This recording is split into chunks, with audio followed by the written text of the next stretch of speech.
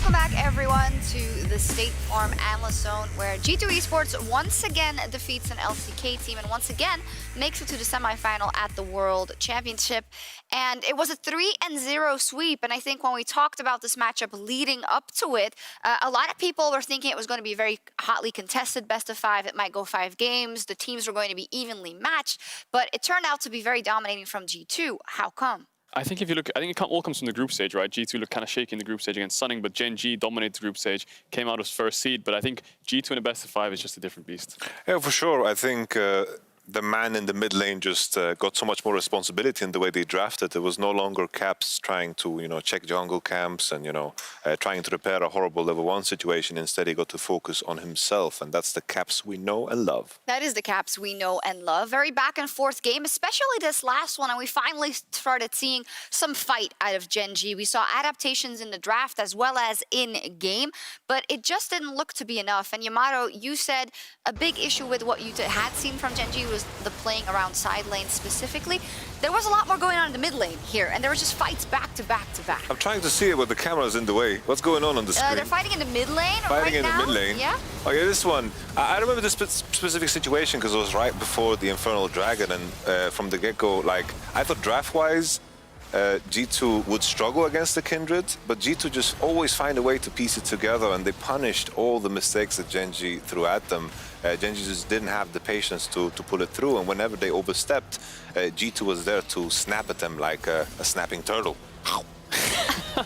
Well, personally, I think in the first 5 minutes, you saw Caps was down 20 CS. It was about 6-40. He dove top, he dove bot. So there was so much early game pressure. And I feel like the only way that GENG actually came back in this game was G2 getting cocky in the river. They were getting cocky on the overextending, and they went too deep. Like, even in the fight, they lost at the red buff and lost Baron. They were basically at their tier 2s on the wrong side of the map, and they got collapsed on. But I think G2 in general, they mechanically outplayed them. And I just think that, wow, it was just a great series. And now a question specifically pertaining to kind of the bottom lane, and we knew that Ruler was going to be a threat supposedly in this best of 5, and questions around Perkz. Now I don't know if it was just a side effect from G2 being this far ahead, but for me, Perkz played an immaculate Jhin actually 3 games in a row. His positioning in team fights as well as the important moments, so that caught me a bit off guard, and that wasn't really a trump card for GENG at all. Yeah, for sure. I think he showcased a lot of good patience, a lot of good draft from Mickey X, always being able to slot in the right support, whether it was the Pantheon or the Tam Kench in this one. Rakan as a counter into, of course, Tam.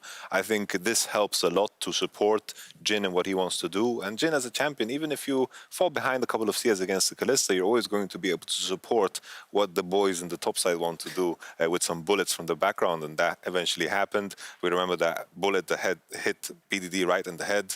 That was beautiful, and I think the Jhin gameplay, I know a lot of people are going to talk about it like, yeah, it's almost a mage. Perkz, mage, yeah, nice. Oh, okay, I see what you did there. I also think the drafts opened up the Jhin so much, right? You had so much AP on their side. You had a Lilia, Sylas, a TF. It also forces so much Mercury Treads. So these small things that make it so when you have a full crit Jhin against teams with Mercury Treads and magic resistant items, then he does so much damage in team fights. Yeah, before we get to the bracket, I'd love to crown the Oppo player of the series to just wrap it up. I'm not sure if it's ready. I know we were going to put some highlight plays in there, but I think it's going to be a surprise to no one that the Oppo player of the series is going to Caps.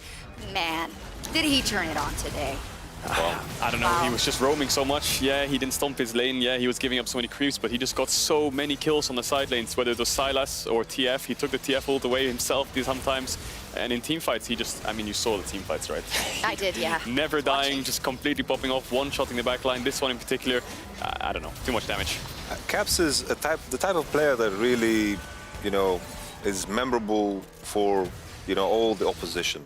Caps is the type of player that you see in your nightmares. We almost lost him here in the water, yes. But, of course, G2 just needed to make sure that his ego doesn't go too far. He needs to stay humble. I'm so happy that a team used the, decorum, shades of Mad Lions. Also, when we get here early for rehearsal, we actually saw some live feed from Shanghai, and one of our production people over there had gotten a, what's it Like a called? snorkel?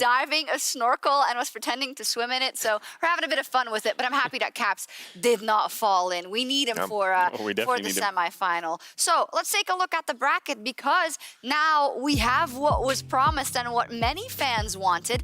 And, you know, where G2 was living rent-free in Damwon's head in every single interview in the last year, the rematch is set up. Last year, 3-1 to G2. Now we're talking about a whole different ballgame.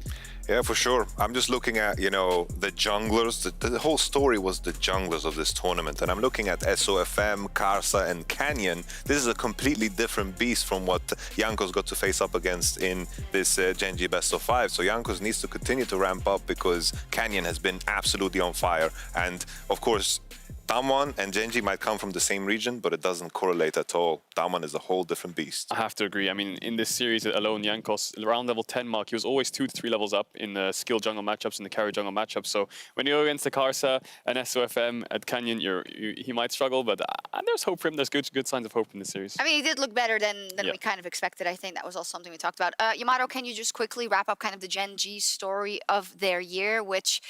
This is going to be, of course, a horrible exit in this fashion, because I think many fans didn't expect it to go this fast in this best of 5.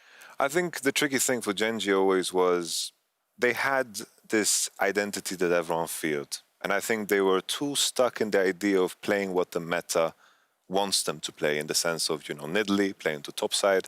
I don't want to take anything off of Rasko, because he had a fantastic Volibear game and you saw some progress in the topside play, but everyone knew Ruler would be the man to cause some upset wins, whether it was against the G2 or any other team. So I think GENG had some identity crisis, and I don't think they showcased the most dangerous version of GENG. And I think with the coaching changes, that's something that is also difficult to deal with. I have a very, very high regard to someone like Coach Edgar, because he's the one that brought 2 championship titles to Samsung in the past. And to make that shift in the middle of the season is something that is difficult to deal with.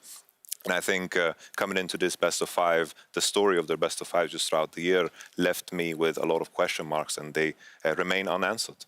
Yeah, and I just think that they really struggled to play through Ruler. We said it before. He was their star player. He is their star player. And as much as he did do well in the fights and the team fights, and he was the last person alive most times, low deaths, he never really got the resources he needed to carry the games.